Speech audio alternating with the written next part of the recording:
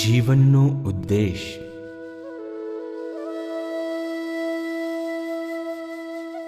વિચારો જાગૃત થયા ત્યારથી આખા ઇતિહાસ દરમિયાન સતત એક પ્રશ્ન રહ્યો છે કે માનવ જીવનનો ઉદ્દેશ્ય શું છે.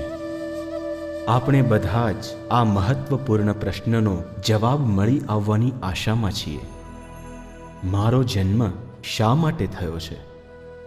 વિશાળ અને રહસ્યમય બ્રહ્માંડમાં મારે શું ભૂમિકા ભજવવાની છે? કયું ઉત્તમ અને ઉચ્ચતમ લક્ષ્ય છે જે પામવાનો મારે ધ્યેય રાખવો જોઈએ? અંધશ્રદ્ધાઓ અને જડ માન્યતાઓથી મુક્ત જીવનના ઉદ્દેશની છેવટની ખોજ માટેનું મંથન ગંભીર ચિંતનના બળમાં થવું જોઈએ. સંકીર્ણ અને પૂર્વગ્રહિત ધારણાઓથી મુક્ત નૈતિક, ધાર્મિક અથવા આધ્યાત્મિક અનુભવો પરથી તારવેલા ઉત્તરોના આધારે આપણે શુદ્ધ બુદ્ધિજન્ય વિચાર કરતાં કરતાં નિર્ણય પ્રાપ્ત કરવાની આવશ્યકતા છે.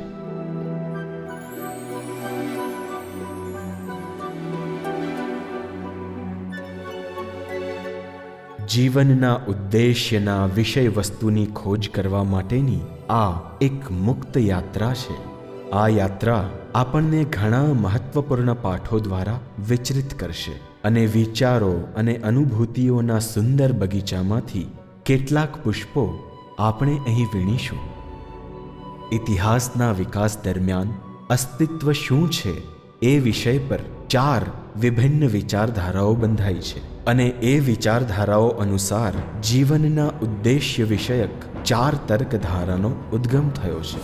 આ 4 તર્કધારાના દ્રષ્ટિકોણ આ મુજબ છે: 1. વિશ્વાતીત દ્રષ્ટિકોણ, 2. વૈશ્વિક પાર્થિવ દ્રષ્ટિકોણ, 3. પાર્થિવાતીત સ્વર્ગપરક દ્રષ્ટિકોણ, 4. સમન્વિત સમગ્ર દ્રષ્ટિકોણ. આવો આ 4 દ્રષ્ટિકોણનો મૂળભૂત પરિચય મેળવીએ. વિશ્વાતીત દ્રષ્ટિકોણ. વિશ્વાતીત દ્રષ્ટિકોણમાં સર્વોચ્ચ સત્ય એકલું જ સંપૂર્ણપણે સત્ય છે અને માનવ અસ્તિત્વનો કોઈ સાચો અર્થ નથી. વિશ્વ ભ્રામક છે જેમાંથી આપણે મુક્ત થઈ જવાનું છે. સૂચવાયેલો પંથ એ છે કે ભૌતિક જીવન, સ્વર્ગીય જીવન અને ક્રિયા માત્રનો પરિત્યાગ અને અસ્વીકાર કરવો. વૈશ્વિક પાર્થિવ દ્રષ્ટિકોણ. વૈશ્વિક પાર્થિવ મંતવ્ય તદ્દન ભિન્ન છે. તે ભૌતિક અસ્તિત્વને જ વાસ્તવિકતા તરીકે ગણે છે. પૃથ્વી ક્ષણિક ભંગુર છે, પરંતુ તે સિવાય બીજું કશું જ નથી. માનવતા અને તેનું કલ્યાણ અને માનવ વિકાસ એ જ માત્ર વિશાળ કાર્યક્ષેત્ર છે અને મનુષ્ય જ સંસારનું મહત્તમ સ્વરૂપ છે. પાર્થિવાતીત સ્વર્ગપરક દ્રષ્ટિકોણ. પાર્થિવાતીત સ્વર્ગપરક મંતવ્ય માનવ આત્માની અમરતામાં માને છે અને પાર્થિવ જીવનને અમર આત્માનું અસ્થાયી પરીક્ષાર્થ ક્ષેત્ર ગણે છે.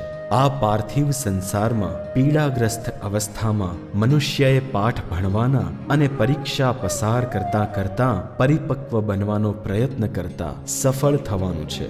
મનુષ્ય સફળ થાય તો સ્વર્ગમાં અમરતાનો આનંદ ભોગવી શકે. સ્વર્ગ મેળવવા સદાચાર અને આધ્યાત્મિક વિકાસ પર આ દ્રષ્ટિકોણમાં ભાર મૂકવામાં આવે છે. સમન્વિત સમગ્ર દ્રષ્ટિકોણ. સમન્વિત સમગ્ર વિચારધારા અનુસાર વિશ્વાતીત પરંતુ વિશ્વવ્યાપી દિવ્ય વાસ્તવિકતા પોતાની જાતનો બ્રહ્માંડમાં પાર્થિવાતીત તેમજ પાર્થિવ સ્તરો પર આવિર્ભાવ કરે છે. પૃથ્વી પરનું જીવન દિવ્ય વાસ્તવિકતાના ક્રમે ક્રમે વિકસિત થતું એક અપૂર્ણ દ્રશ્ય છે. પાર્થિવ જીવનની એક રહસ્યમયી મહત્તા છે અને એક દિવ્ય યોજના પ્રમાણે અનેક વિરોધાભાસો અને સંઘર્ષમય ઉત્ક્રાંતિના નિયમને અનુસરીને પાર્થિવ જીવન દિવ્ય જીવનમાં પરિણમે તે એક આંતરિક હેતુ છે. દિવ્ય વાસ્તવિકતાને શોધવી અને ભૌતિક જીવનમાં તેના સંપૂર્ણ આવિર્ભાવ માટે કાર્યરત રહેવું એ જ જીવનનો સાર તત્વ ઉદ્દેશ્ય છે. આખું જીવન સર્વોચ્ચ દિવ્ય પ્રકાશ અને શક્તિ દ્વારા પરિવર્તિત થવું જોઈએ. ચાલો આ 4 દ્રષ્ટિકોણના સંદર્ભમાં જગતના ઇતિહાસની યાત્રા કરીએ અને ભિન્ન ભિન્ન દ્રષ્ટાંતોને સમજવાનો પ્રયત્ન કરીએ. ઈસવીસન પૂર્વ 10,000 વર્ષથી ઈસવીસન પૂર્વ 5,000 વર્ષ સુધી ઈશ ઉપનિષદ સર્વોચ્ચ એકતાની ખોજ. ભારતમાં ઉપનિષદોના યુગ દરમિયાન સત્યની ખોજ કરવા શોધાર્થીઓએ જે શોધ આદરી એ શોધની સરખામણીમાં ન્યૂટન અને ગેલિલિયોની શોધયાત્રા તો વામનરૂપી જ કહી શકાય. તેઓ એ શોધ કરતાં કરતાં અંતે મહાન શોધ સુધી પહોંચ્યા. તેમણે શોધ કરી યોગની પ્રક્રિયાની, યોગની પદ્ધતિની. તેઓને એક સર્વોચ્ચ અને અવિકારી સ્થિરતાના અસ્તિત્વનું જ્ઞાન થયું, જેને તેઓએ આ રીતે વર્ણવ્યું: તત. કેટલીક વાર તેઓએ એને નકારાત્મક રીતે વર્ણવ્યું: આ નહીં, નેતિ નેતિ.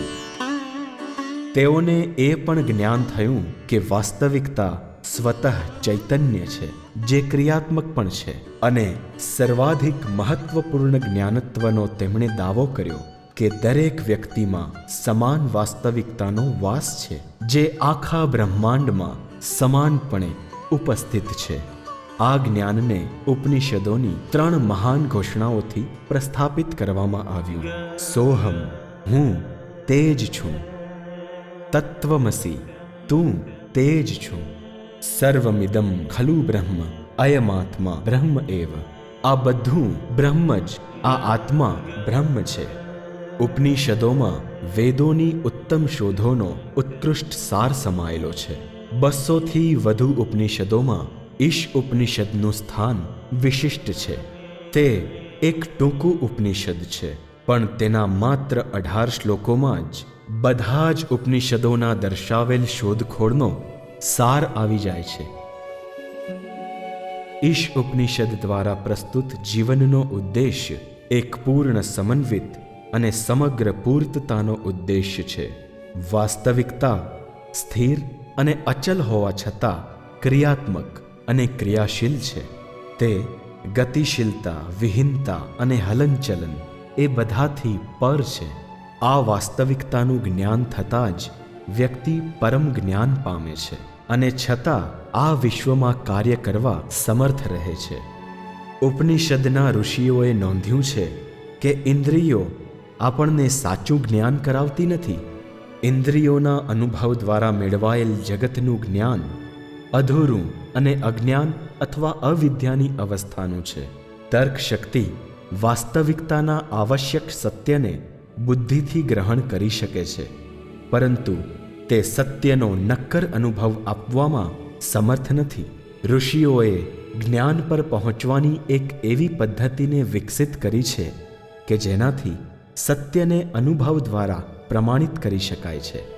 માત્ર તે જ સત્ય જ્ઞાન છે જેથી ઐક્ય જાણી શકાય, એકાત્મ ભાવ જાણી શકાય. ઈશ ઉપનિષદ બહુત્વ અને ઐક્યનું સામંજસ્ય સિદ્ધ કરે છે અને પરમ એકતાના જ્ઞાન સુધી પહોંચવું એ જ એની દૃષ્ટિએ જીવનનો સાચો ઉદ્દેશ્ય છે.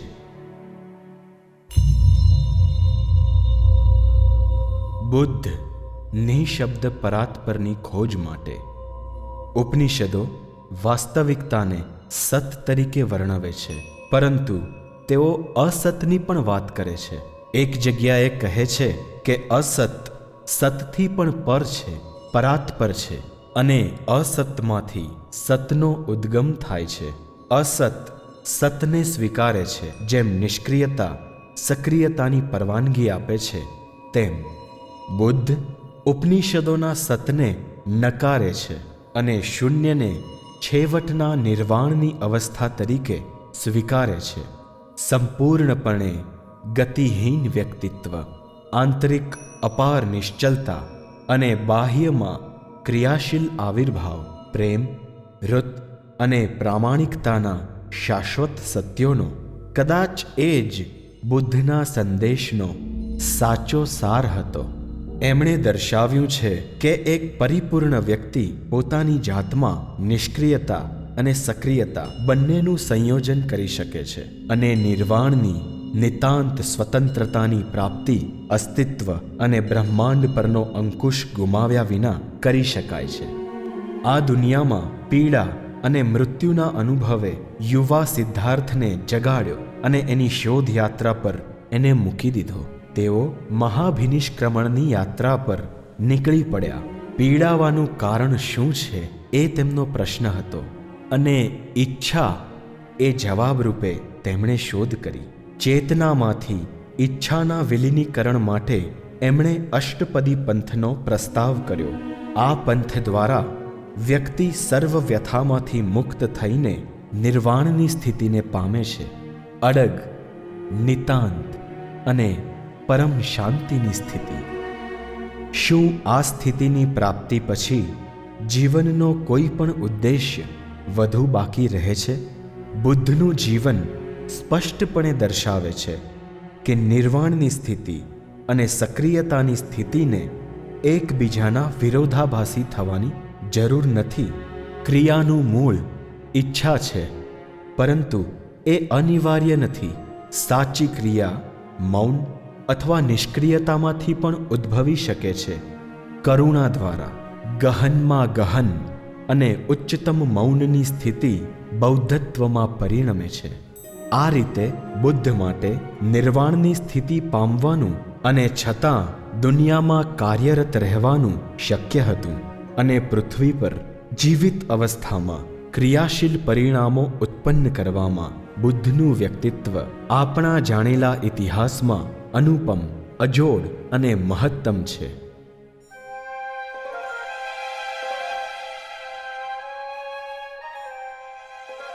ઈસવીસન પૂર્વે 469 થી ઈસવીસન પૂર્વે 399 સુધી સોક્રેટિસ સંપૂર્ણ સદ્ગુણની ખોજ માટે. સોક્રેટિસે શીખવ્યું છે કે કોઈ પણ માણસની મોટી સમસ્યા પોતાનું જીવન કેવી રીતે જીવવું તે પ્રશ્ન પર નિર્ભર રહે છે. જો કે માનવજાતનું સામાન્ય લક્ષ્ય સારું જીવન છે, છતાં એ વસ્તુ ઉપર કોઈ સર્વસાધારણ સંમતિ નથી કે સારું જીવન શું છે અથવા તેને કેવી રીતે પામવું. આ પ્રશ્ન માટેનો સોક્રેટિસનો જવાબ ગ્રીક અર્થ આર્ટેમાં આવેલો છે, જેનો અર્થ થાય છે માણસના સદ્ગુણોની સંપૂર્ણતા. શ્રેષ્ઠ અને પરિપૂર્ણ મનુષ્ય જીવન કેવું હોય તેના જવાબરૂપે તેમણે શારીરિક, પ્રાણ સંચારિત અને બૌદ્ધિક ક્ષમતાઓના સમગ્ર અને સમન્વિત વિકાસ પર ભાર મૂક્યો છે. તેઓ પોતાની જાતને સત્યના શોધક તરીકે વર્ણવે છે, અર્થાત આંતરપ્રજ્ઞાના પ્રેમી અને એક તત્વજ્ઞાની. એમની જીવનશૈલી સાદી અને સરળ હતી અને તેનું કારણ હતું ભૌતિક સુખ અને પોતાની શક્તિઓના ભૌતિક લાભો મેળવવા તરફની સંપૂર્ણ બેપરવાહી. સોક્રેટિસે અને તેમના અનુયાયીઓ પ્લેટો અને એરિસ્ટોટલે જીવન પ્રત્યે તાર્કિક અને બૌદ્ધિક વૃત્તિનો માર્ગ સ્થાપ્યો. એ માર્ગે પાશ્ચાત્ય ઇતિહાસના વિકાસ પર વિસ્તૃત પ્રભાવ પાડ્યો છે. જીવનમાં પરમ મંગલની શોધના પથમાં પ્રકાશમય માર્ગદર્શન પ્રાપ્ત કરવા માટે મનુષ્યની બુદ્ધિનો સદઉપયોગ ખૂબ મદદકારક નીવડે છે, એવું સોક્રેટિસનું મંતવ્ય હતું. સોક્રેટિસે હંમેશા એવા લોકોને છતા પાડ્યા હતા કે જેઓ જ્ઞાનની પ્રાપ્તિ ન હોવા છતાં સત્યનો આવિષ્કાર કર્યો હોવાનો જૂઠો દાવો કરતા હતા. એમની નજરમાં પ્રચ્છન્ન અજ્ઞાનને જ્ઞાનમાં ખપાવવું એ નરી ઉદ્ધતાઈ છે અને જૂઠાણાની પ્રતિમૂર્તિ છે.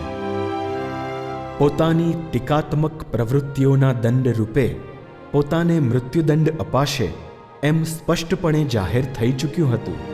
ત્યારે પણ તેમણે એમના ફરિયાદીઓ પ્રત્યે નમતું વલણ તો ન જ અપનાવ્યું. એમણે કહ્યું કે માફી માંગવાથી કદાચ પોતાનું જીવન બચાવી શકત, પરંતુ એમનો આત્મા નષ્ટ થઈ જાત. ડહાપણની અજ્ઞાનતાને ચરણે શરણાગતિ થાત. મૃત્યુદંડના ચુકાદાના શાંત સ્વીકાર દ્વારા સોક્રેટિસે પોતાની પ્રબુદ્ધતાની ખ્યાતિમાં વધારો કર્યો અને એક સાચું તાત્વિક જીવન જીવવાનું પરિપૂર્ણ ઉદાહરણ આપ્યું. પશ્ચિમી ઇતિહાસમાં તેઓ એક શિખર ચિહ્ન રૂપે ગણાયા છે અને વળી આધ્યાત્મિક પરંપરાને તર્કની પરંપરા તરફ વળાંક આપનારા ગણાયા છે. સદ્ગુણનો સત્ય જ્ઞાનમાંથી અનિવાર્ય ઉદ્ભવ થાય છે એ સોક્રેટિસનું મંતવ્ય આદર્શ મનુષ્યની પાશ્ચાત વ્યાખ્યાનું લક્ષણ બની રહ્યું છે. ઈસવીસન પૂર્વે 356 થી ઈસવીસન પૂર્વે 323 સુધી એલેક્ઝાન્ડર, અવિરત સાહસ માટેની શોધ. એલેક્ઝાન્ડર મહાન તરીકે ઓળખાતી વ્યક્તિ વાસ્તવમાં કોણ હતી? માત્ર 13 વર્ષોની યુદ્ધ કારકિર્દીમાં એણે યુગો સુધી દંતકથા જેવી કહી શકાય તેવી તેજસ્વી ખ્યાતિ પ્રાપ્ત કરી. 13 વર્ષની અવિરત દોડ અને કેટલા અજબના આશ્ચર્યજનક કાર્યો. આ એક યુવાન માત્ર 20 વર્ષની વયે એક વિશાળ સૈન્યને મેકેડોનિયાથી એશિયાની 2800 માઇલની યુદ્ધ યાત્રામાં વાયુ વમળને વેગે મહાકાલની સ્પર્ધા કરતાં કરતાં પોતાની પાછળ અનુસરવા પ્રેરિત કરી શક્યો હતો. તે આખા વિશ્વને જીતવાનો પ્રયાસ કરી શક્યો હોત, પરંતુ કદાચ એ જાણતો હતો કે ભાગ્ય એને પૂરતા વર્ષો નહીં આપે. જીવનની પ્રાણશક્તિ મનુષ્યને અથાગ પ્રાપ્તિ, આધિપત્ય, સુખ સંપન્નતા, સંબંધમાળા, યુદ્ધ અને વિજય માટે ઈચ્છા કરાવે છે. તેનું એલેક્ઝાન્ડર એક ઉદાહરણ છે. જે મનુષ્ય પ્રાણશક્તિથી પ્રેરિત કાર્યકારી અસાધારણ સિદ્ધિપરકતામાં જ રાચતો હોય તેને બુદ્ધિપરક નિષ્પક્ષી બનાવવો એ કોઈ સહેલી વાત નથી. એલેક્ઝાન્ડર પ્રાથમિકપણે સાહસી જીવનમાં અને અસીમિત મહત્વકાંક્ષાઓમાં રાચતો હતો. એવું લાગે કે તેના જીવનનો ઉદ્દેશ પોતાની મહત્વકાંક્ષાઓના દબાણ દ્વારા જ નિર્ધારિત થયો હતો, પણ કોઈ બુદ્ધિ પ્રેરિત કે નૈતિક સિદ્ધાંત પ્રેરિત વિચારધારા દ્વારા નહીં. પોતાના સૈન્યથી ઘેરાયેલા શહેરોના દરવાજા તેને આવકાર આપવા માટે સહેલાઈથી ખુલી જતા હતા. એલેક્ઝાન્ડર પોતાની ઉદારતાની ખ્યાતિમાં વિશ્વાસના બળ દ્વારા પ્રેરિત હતો અને છતાં તે એકાએક ભયાવહ થઈ જતો હતો અને અતિક્રમી ક્રૂર વ્યવહારમાં ગ્રસ્ત થઈ જતો હતો. તે પૂર્વી ભૂમધ્ય વિશ્વની એકતાનું સ્વપ્ન સેવી રહ્યો હતો અને એ સ્વપ્નથી સતત પ્રેરિત રહ્યો હતો.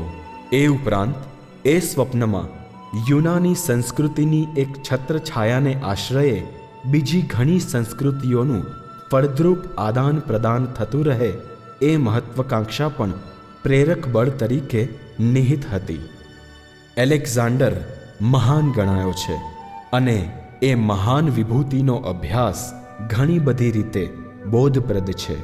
સૌ પ્રથમ એ દર્શાવે છે કે જીવનનું પ્રાણબળ અનુકૂળ સંજોગોમાં અનેક મહાન પ્રાપ્તિઓ હાંસિલ કરી શકે છે અને બેલગામ સાહસ અનેક નિષ્ફળતાઓ પણ આણી શકે છે. બીજું, તે દર્શાવે છે કે માનવ વ્યક્તિત્વમાં સામાન્યપણે ધારવામાં આવે છે તે કરતાં અનેક ગણી વધારે ક્ષમતા છુપાયેલી હોય છે.